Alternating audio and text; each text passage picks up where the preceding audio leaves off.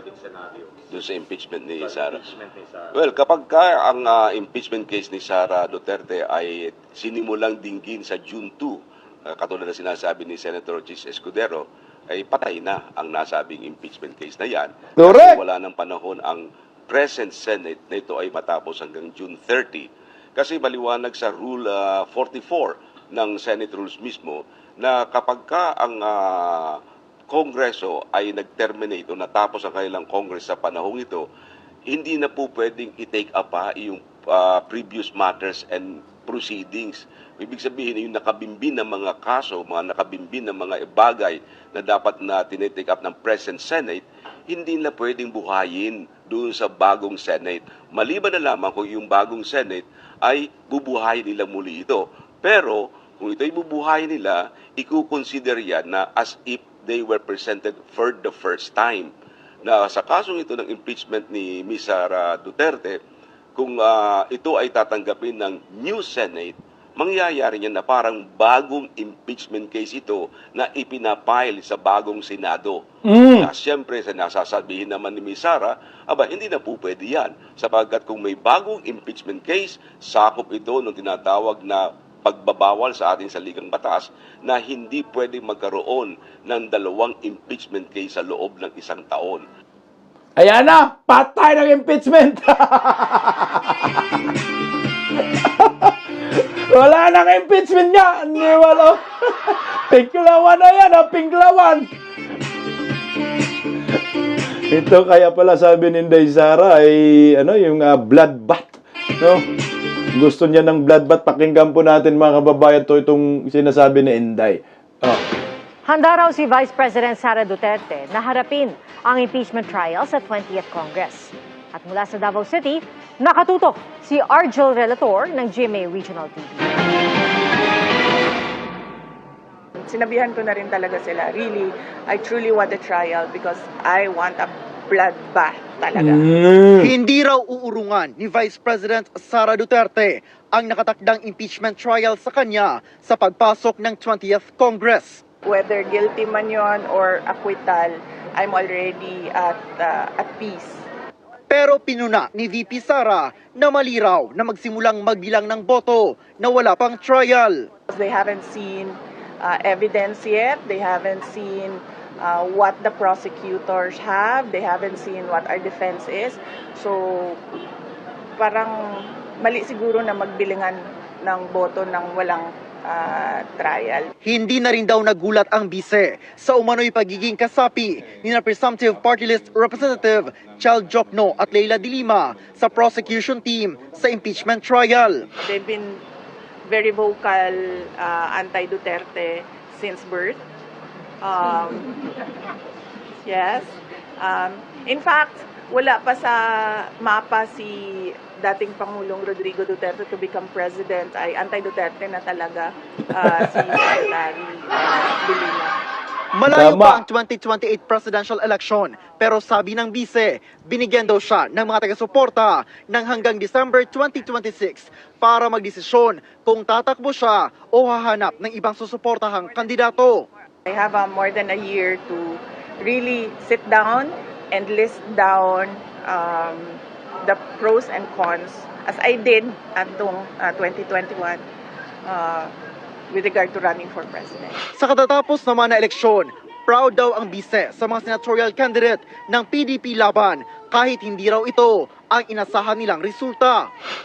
Ngayong umaga, dumalo si VP Sara sa Thanksgiving Mass sa Carmelite Church sa Davao City matapos ang eleksyon 2025. Naroon din ang kapatid na si Davao City 1st District Representative Paulo Duterte at mga anak ni Kong Pulong na sina 2nd District Representative-elect Omar Duterte at 1st District Councilor-elect Vigo Duterte. Sabi ni VP Sara, nagkausap na umano sila ng amang si dating Pangulong Rodrigo Duterte hinggil sa resulta ng eleksyon, mga ginagawa sa impeachment at ukol sa ICC case ng ama. Ayon sa bise, tinatrabaho na umano ng mga abogado kung paano manunumpa ang dating Pangulo na nahalal na mayor ng Davao City. Bloodbath! Wala na ngang impeachment. Dapat hindi na ho yung pinag-uusapan eh. Kasi kung gusto nila mapag-usapan muli yung impeachment, I-file nila muli sa Kongreso. Tapos naman na. Wala nang sesyon. June 2, ano pang oras nun? Di, wala na. Iyak na dito si Palaka. Si Tambalos, tas lalong iiyak. At lalong iiyak sila dahil wala na hong kakampi itong Singiwim. Mantakin nyo po guys, oh. Tingnan nyo.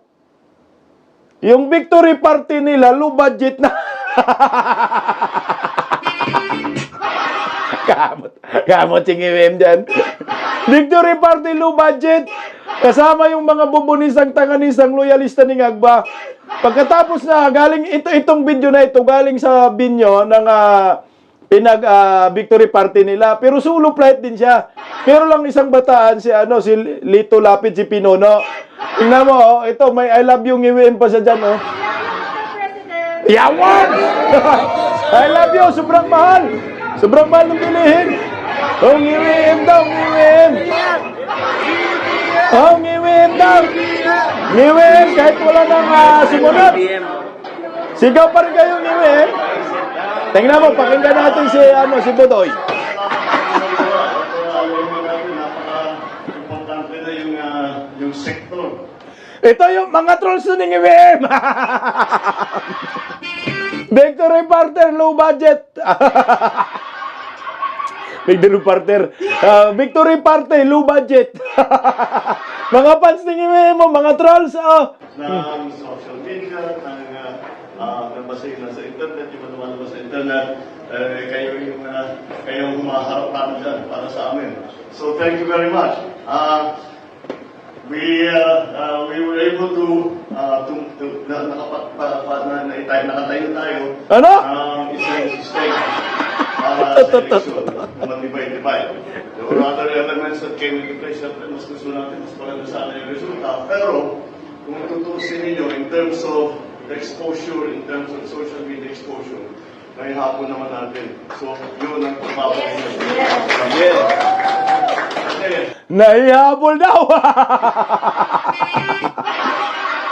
Aminadong palpak din. Huwag na natin ipagpatuloy yan si Ngiwim. Basta yan, victory party, low budget. Nagsusulo si Ngiwim. Meron siyang isang chaperon. Ito, oh. Yun lang at maraming salamat po sa inyo. Maraming Si Lito Lapid na lang ang kasama niya. Yung iba nagtampo na. Manong hindi magtampo? Mga talunan. Ayan, oh. Nakakahiya to, animal. Mantakin mo, yung ipinagmamalaki niyang kandidato, wala na, hindi na sumama sa victory party. Ang sumama na lang si Pinono. Uto talaga to si Pinono. So wala na silang numero. So ano pang impeachment pinag-uusapan? At lalo na, balitang-balita na si Vice President Inday Sara may kausap na dalawang alyansa na kandidato na panalo. So hindi to si Camel at saka hindi rin si Mangga. Ibig sabihin, iba. So yung 5 ng alyansa, magiging 3 na lang matira. Sino kaya ang dalawa? No? So sa 5, sino yung dalawa? So mukhang si Pinono kasama pa doon sa 3, Pinono, si Soto, mukhang kasama si Soto, Erwin Tolpo. So sino yung dalawa? Baka si Lacson at sa Pia Cayetano. Putang. So kahirap-hirap, sinong ma-impeach? Si Ngiwim. Ayon po yan ha, Ma'am Maria Fima Duterte.